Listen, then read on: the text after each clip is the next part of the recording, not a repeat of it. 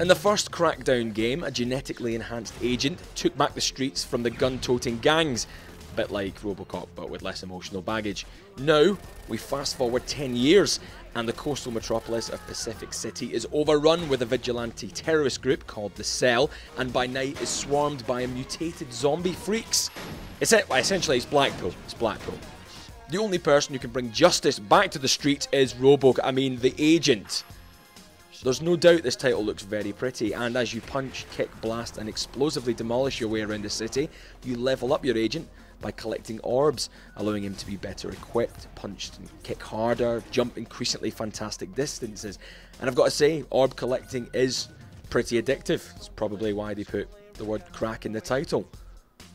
Just one more. I'll just pick up another one there. There's one over there.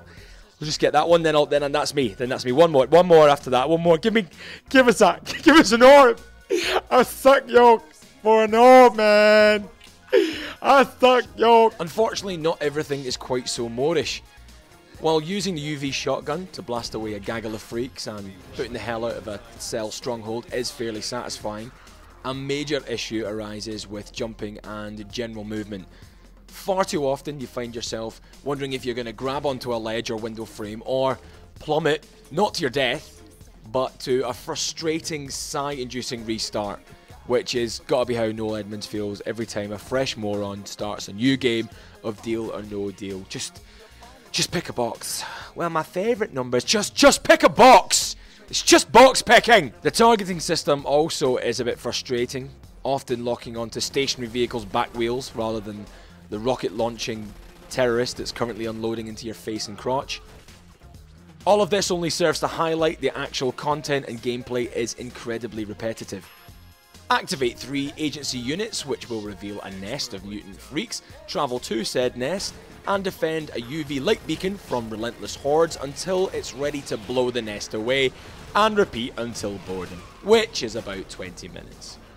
You can also attempt to reclaim a piece of the city by taking out a Cell stronghold and then holding out until agency helicopters feel it's safe to come and take over, and repeat until boredom, which is about 20 minutes. These 2 formats represent all the mission action that you can expect from Crackdown 2, and they are obviously essentially the same thing. Also, due to the crack biscuit nature of the orbs, your agent is usually too powerful for the player to have to bother with tactically approaching missions. It's a bit like letting a midget kick you in the crotch for a few minutes while you decide whether to bosh him over the napper with a frying pan or just rest your pint on his head and let him crack on. Did you say crack? Did you say crack then? I wouldn't mind an orb, actually. Have you got an orb? Nah, I don't need one. I'm not addicted. Have you got one though?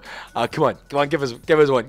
Give us one! Friggin' need an orb, man! Friggin' need it so bad! Crackdown 2 does offer a lot in terms of exploration, although players of the first Crackdown might be less enthralled to hear that it is geographically the same city.